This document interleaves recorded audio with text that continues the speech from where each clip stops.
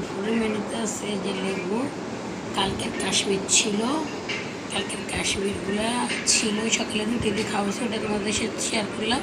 তারপর এটা ছিল, এটা এখন ভাত দিয়ে খাবো। আজকে দেখো বন্ধুরা আজকে কী রান্না করছে, তোমরাও রান্না করে এভাবে খেয়ে দেখবে কেমন হয়েছে।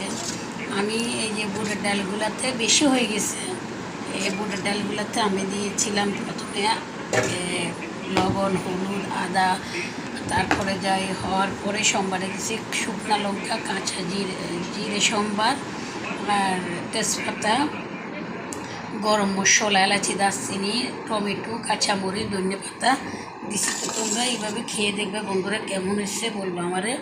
প্রথমে ডালগুলোকে ধুয়ে বসাই দিবা, বসাই দেওয়ার পরে একটু হালকা হয়ে আসলে হলুদ লবণ দিবা, লবণ দেওয়ার পরে একটু হালকা মরিচের গুঁড়া দিবা।